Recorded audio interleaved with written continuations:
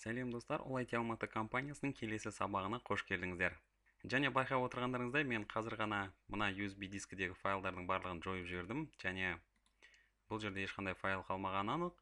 Яғни осындай жағдайлар туындап, сіз қажетті файлдарды, яғни құжаттарды, суреттерді немесе бейнебаян, кез келген файлды USB флешкадан немесе басқа да сақтау құрылғылары, яғни қатқыл дискі, компьютеріңіздегі басқа да memory card, сол сияқты сақтау құрылғыларының кез келген нұсқасынан жойып алсаңыз, және де оны қалыпқа келтіруге қалай болады деген сұрақ туындаса, онда осы сабақта жауап беруге тырысып көреміз. Яғни біз бүгінгі сабақта осындай қарапайымдау файлдардың жойылып кеткен жағдайын қарастырамыз. Өте күрделі, яғни құрылғының зақымдалып қалуы немесе сақтау құрылғыларының бұзылуы сияқты жағдайда файлдарды қалыпқа келтіру күрделірек болуы мүмкін. Алайда бүгінгі сабақта байқаусызда жойылған немесе вирустың зақымдаған файлдарын қалыпқа келтіру мәселесін қарастырамыз. Менде мына жерде 16 гигабайттық USB флешка тұр, және қазір бұл бос. Енді осы флешкаға мен қазір бірнеше құжаттарды лақтырайын, яғни осы файлдарды USB флешкаға көшірмесін жасайық, және оны қайтадан жойып, қалыпқа келтіру мәселесін көрейік. Яғни бұл жерде мен сурет, сондай-ақ PDF файл, сондай-ақ тағы бір сурет, және бірнеше құжаттар жасаймын. Яғни бұл жерде мен қазір мәтінді құжат жасауға тырысып көрейін, және бұны өте маңызды құжаттар деп жазайын.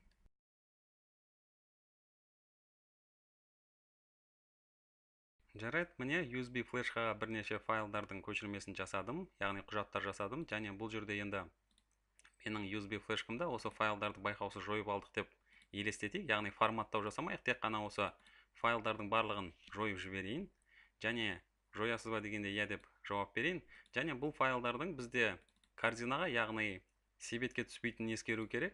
Яғни бұл жерде себетке бұл файлдар түспейді, бұл мүлдем жойылып кетті. Алайда осы файлдарды қалыпқа келтіру үшін біздің бүгін қолданатынымыз өте, яғни қолдануға оңай және тегін бағдарлама үшін керемет жұмыс жасайтын Recuva деп аталатын бағдарлама. Олай болса мен Google-дан Recuva деп іздеймін, және бізде бірінші ұсынып отырған сілтеме бұл Periform.com сайты, яғни мен басамын. Бұл жерде көретініміз осы Recuva бағдарламасы, және бұл жерде жазылып тұрғандай кез келген жоғалып кеткен файлдарыңызды, яғни жойылып кеткен файлдарыңызды жылдам әрі оңай қалыпқа келтіруге мүмкіндік береді дейді. Және мына жерде бірнеше мағлұмат жазып кеткен екен, яғни осы Recuva бағдарламасы жайында.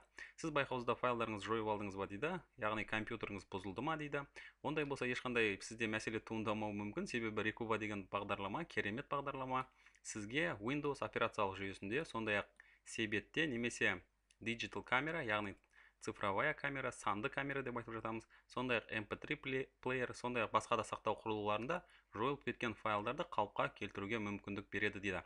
Және байқап отырсаңыздар, бұл бағдарламаны тегін жүктеп алуға мүмкіндік бар. Сондай-ақ осы бағдарлама туралы кішкене ақпарат оқып кететін болсақ, бұл бағдарлама өте тамаша файлдарды қалыпқа келтіреді дейді, яғни әуендер немесе құжаттар, суреттер, сол сияқты видеолар, почталық хаттар, яғни кез келген бағдарламаны қалыпқа келтіре алады дейді, және кез келген құрылғыдан дейді, яғни memory card немесе USB флешка немесе сыртқы сақтау құрылғылары. Сондай-ақ бұзылып қалған сақтау құрылғылары, яғни қатқыл дискілер, мысалы hard disk drive, осындай құрылғыларда бұзылып жатса, онда осы Recuva бағдарламасын қолданып файлдарыңызды қалыпқа келтірсеңіз болады дейді. Және бұл файлдың deep scan деп аталынатын тағы бір мүмкіндігі бар дейді, және бұл жойылып мүлдем қалыпқа келмеуі мүмкін, кейбір файлдарды қалыпқа келтіруге жол ашуы мүмкін дейді. Яғни осының барлығын енді абайсызда, яғни байқаусызда жойылып кеткен файлдар, сондай-ақ сізге қажетті болып тұрған файлдарды тексеруге және қалыпқа келтіру мүмкіндігін көруге болады. Және де кері бағытта да жұмыс жасауға болады дейді. Яғни сіз бір файлдарды ешкімнің қол жетімді болуын қаламасаңыз, және оны мүлдем жойып жібергіңіз келсе, осы бағдарламаны қолданып, яғни толықтай жоюға мүмкіндігіңіз бар деп жазған екен. Олай болса, мен қазір былай жасайын, осы Recuvаны тегін жүктеу нүктесін басайын, және бұл жерде қай Recuva нұсқасын жүктеп аласыз дейді. Яғни тегін нұсқасы бұл жерде өте жоғары деңгейдегі қалыпқа келтіру, яғни жұмыстарын мүмкіндік береді екен. Және бұл жерде қосымша ақылы, яғни professional нұсқасы бар екен. Алайда professional мен freeдің арасында, яғни тегін және ақылы нұсқасының арасында аса үлкен айырмашылық жоқ. Бұл жерде файлдарды тамаша қалыпқа келтіруге мүмкіндік береді. Тек ақылы нұсқаларында қосымша мүмкіндіктердің бар екенін байқаймыз. Яғни бұл жерде виртуалды қатқыл дискілерді қалыпқа келтіру, сондай-ақ автоматты түрде жаңартылу, және бұл жерде қолдау көрсетілуі мүмкін дейді. Және бұның бағасы бірнеше доллар екенін көреміз. Сондай-ақ бұл жерде бізге CCleaner бағдарламасын ұсынуда, алайда бізге бұл қажет емес. Бұл бағдарламамен болашақта танысуымыз мүмкін. Олай болса мен тегін нұсқасын жүктеу нүктесін басып көрейін. Және тегін нұсқасында бұл жерде қолдау болмайтынын ескеріңіз дейді. Және сізге бірнеше жүктеп алу сілтемесін ұсынуда. Біз онда freeform.com сайтынан басамыз, яғни осы жерден жүктеп алуға тырысайық. Және біздің жүктелу процесі басталды. Және бұл жерде файлдың өте кішкентай екенін көресіздер, яғни 4,2 мегабайт. Олай болса мен файлдың үстінен басамын. Осы бағдарламаны орнатасыз ба дейді, мен иә деп жауап беремін. Және бізде бағдарламаны орнату, яғни қош келдіңіз терезесі шығады. Бұл жерде орнату тілін таңдаңыз дейді, және мен ағылшын тілінде қалдырайын, және next нүктесін басайын.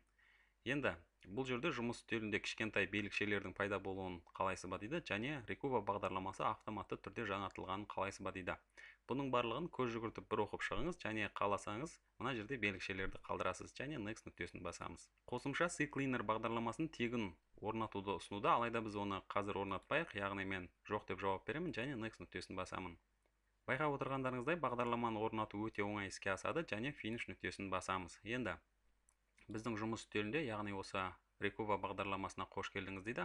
Олай болса мен келесі нүктесін басайын, және бұл жерде қандай файлдарды қалыпқа келтіргіңіз келеді дейді. Яғни сурет, әуен, немесе құжаттар, видео файлдар, немесе хаттар болуы мүмкін дейді. Мен бұл жерде барлық файлдарды қалыпқа келтіру нүктесін қалдырайын, және next нүктесін басайын.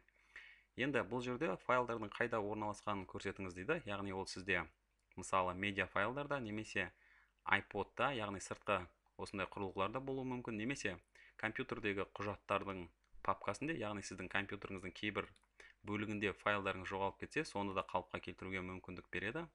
Және кейбір жағдайда осы, яғни себеттегі файлдарды да қалыпқа келтіруге болады. Бізде бұл жерде қолданып отырғанымыз, яғни USB флешка. Олай болса мен USB флешканы нұсқауым керек. Олай болса таңдау нүктесін басамын, және осы жерден USB флешканы көрсетемін. Яғни менде USB флешка, компьютер, соның ішінде CD-ROM деп тұр, алайда бұл USB флешка K әріпімен белгіленген екен, және осы құрылғыны таңдаған соң, USB флешканы таңдаған соң, OK нүктесін басамын. Құрылғыны таңдаған соң next нүктесін басамыз, және барлық мағлұматты алдық дейді. Енді Recuva сіздің файлдарыңызды іздеуге дайын дейді. Олай болса мен start нүктесін басайын. Және байқап отырғандарыңыздай бізде K дискісінен, яғни USB флешкадан менің осы жойылып кеткен файлдарымды тапты. Яғни бұл жерде сурет, сондай-ақ маңызды құжаттар, яғни жаңа жасалған мәтінді құжаттар, сондай-ақ бұл жерде PDF файл, яғни барлық құжаттарды тапты. Олай болса, осы құжаттардың барлығын таңдаймын, және оның барлығын қалыпқа келтіру нүктесін басамыз. Енді recover нүктесін басып көрейін. Және бұл жерде нұсқап отырғаны, жойылып кеткен файлдарды қайда қалыпқа келтіргіңіз келеді дейді. Олай болса мен жұмыс үстеліне жаңа папка жасайын, және оның атын қалыпқа келтірілген файлдар деп жазайын. Міне қалыпқа келтірілген файлдар, яғни осы папканың ішіне бізге барлық файлдарды көрсету керек. OK нүктесін басамын, және біздің 5 файл қалыпқа келгенін байқаймыз. OK нүктесін басамын. Енді қалыпқа келтірілген файлдардың тізімін ашатын болсақ, онда біздің жойылып кеткен құжаттарымыз, және де суреттер, сондай-ақ біздің PDF файлдың да қалыпқа келгенін байқап отырсыздар. Егер де сіздерде USB флешкада немесе басқа да сақтау құрылғанда файлдарды мүлдем басқаша да жойылып кетсе, яғни вирустар немесе басқа да форматталу арқылы жойылып кеткен болса, онда осы Recuva бағдарламасының Deep Scan деп аталынатын мүмкіндігін пайдалануға болады. Және бұл жерде жазылып тұрғандай, бұл сіздің барлық файлдарыңызды қалыпқа келтіруге тырысады дейді. Және бір ескерту, бұл көптеген уақыт алу мүмкін дейді. Яғни сіз осы Enable Deep Scan нүктесін басасыз, және Start нүктесін басасыз. Және байқап отырғандарыңыздай, бұл жерде көптеген файлдарды іздеу шынында да 15-20 минут уақыт алатынын байқаймыз. Және сіздің сақтау құрылғыңыз неғұрлым көп болса, сол ғұрлым қалыпқа келтіру жұмыстары ұзақ болатынын айтуға болады. Енді сіздің файлдарыңыз жойылып кетсе, ескеретін тағы бір-екі мәселе, мысалы файлдарды қалыпқа келтіруді барынша жылдам іске асырғаныңыз жөн, яғни кез келген сақтау құрылғысында қатқыл дискі немесе memory card немесе USB флешкада сіздің файлдарыңызды жойылып кетсе, онда оны қолданбауға тырысу керек.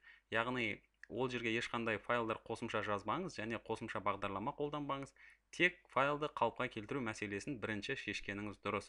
Сондай-ақ мына жерде жазылғандай, осы сақтау құрылғыларын файлдарды қалыпқа келтіруге дейін барынша аз қолданғаныңыз дұрыс дейді. Яғни бұл жерде түсінікті, файлдарды үстінен жазатын болсаңыз, сіздің ескі файлдарыңызды қалыпқа келтіру күрделене түсетіні айтылған. Енді Recuva бағдарламасы бұл жерде тағы да кеңес ретінде берілген екен, және Recuva бағдарламасы тегін әрі жаңа айтып кеткендей жақсы жұмыс жасайтын бағдарлама. Олай болса, бұл жерде тексерудің ұзақ уақыт алып жатқанын көріп тұрсыздар, және бұл аяқталғаннан кейін бұл USB флешкадағы бұрын қолданылған файлдардың да тізімін көруге болады. Жарайды, сіздер абайсызда жойып алған файлдарды немесе бағдарламаларды, кез келген құжаттарды қалыпқа келтіре аласыздар деген ойдамын. Сондай-ақ бұл сабақ сіздерге қызықты әрі пайдалы болды деген оймен, келесі сабақта кездескенше мен сіздермен әзірге қоштасамын.